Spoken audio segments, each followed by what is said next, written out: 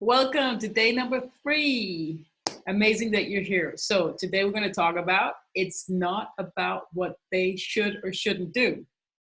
This is the number one secret and hack to positive parenting, or whatever you want to call it. Parenting without freaking out, lashing out, losing your eat. It's not about what they should or shouldn't do. So wrap your head around it, because as parents, we go in and we fixate on that one little thing, right?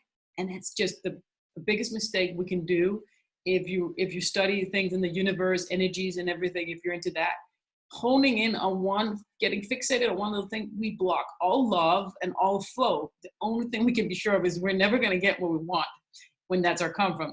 So just really think about this. It is not about what they should or shouldn't do. Leading is about leading yourself.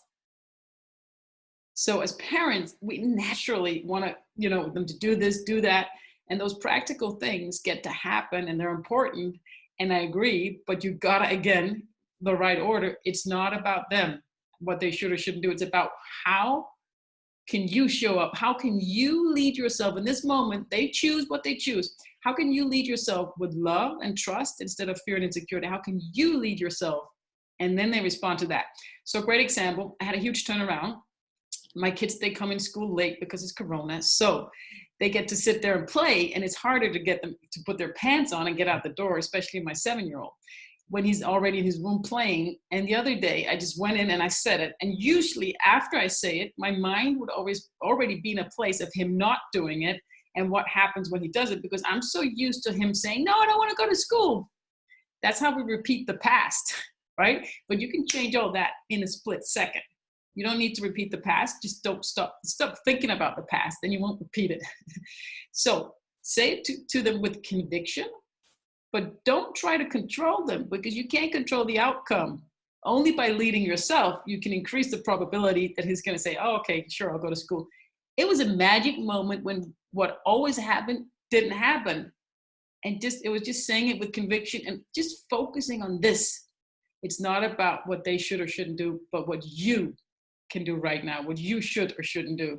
Mommy shouldn't scream. Mommy shouldn't freak out. Mommy shouldn't blame herself for doing it either. But just it's not about what they do or not do. It's about what can I do right now without blaming, shaming, complaining, or hosting a huge pity party.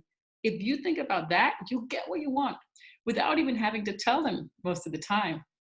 If you do, and it's like get out of the door, it's morning, say it with conviction. It's their choice, right? You got to just manifest it, say it, and then step away from it. Like literally, you can step out the door. That's what I did.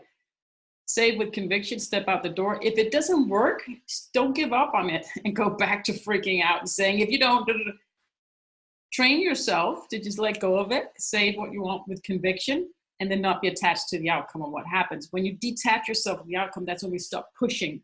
So the one thing that doesn't work as moms and parents is push. We need to attract things, give it space, lean back and let it come to you, right? So you say it with intention, then you walk away and you be okay with whatever happens. They're not going to be late, but you got to trust that they're not going to be late, because you can't fear that they're going to be late, because then they will, right? What you see is what you get, what you focus on, you get, all that. And in the security off the cliff, you know that. So that's today's lesson. It's not about what they should or shouldn't do, which is always what we think about. We always think about and obsess about them taking out their plates, doing this and that. But it's not about that. It's about, how do I lead with example? How do I conduct myself? How do I lead myself towards them with love and understanding, and knowing that I want them to take the plates out because it's good for them.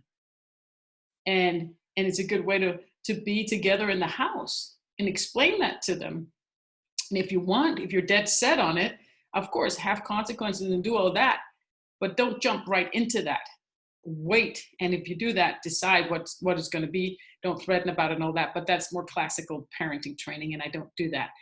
I'm here to teach you how to lead yourself with love and trust versus fear and insecurity, and notice the difference, because the magic happens when you see the difference and you shift.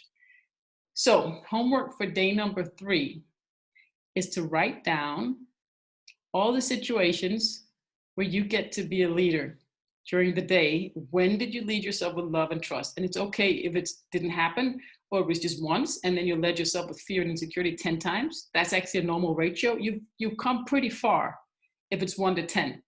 So don't beat yourself up about it, but be honest and notice, when are you focused on leading yourself? That's training. That's a new habit you're implementing. That's what you're going to do, and write down the examples. So when breakdown comes, just remember day 3, what do I do? Oh, how do I lead myself? And then you journal about how that actually worked, and you see that, you take it in. So the homework is leading yourself, letting go of the idea it's about what they should or shouldn't do. Change the energy. What can I do right now? And if you fail miserably, it's fine. If you did, if you can even ask yourself the question, what can I do without blaming, like complaining or shouting, and then you still end up shouting, that's okay. If you ask yourself the question, you've come a really far way, and that's good.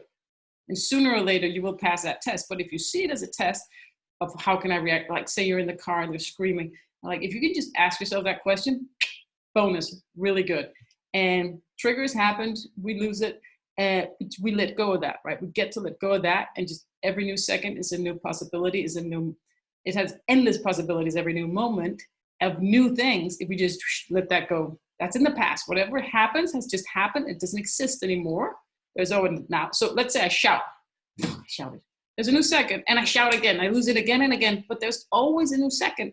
Doesn't matter if I shout it 5 or 10, how many times.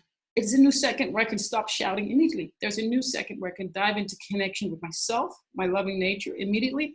I can dive into connection with my husband or my kids immediately. Connection takes 1 second, even though there are tons of seconds that just passed that weren't like that. A shift takes a second, okay? So I look forward to hearing back from you how this day is really important. Day number 3. It's not about what they should or shouldn't do. It's really interesting. Let me know how this lands for you, and I'll see you in the group, and give me an update on your homework. Share it in the group. I look forward to reading it.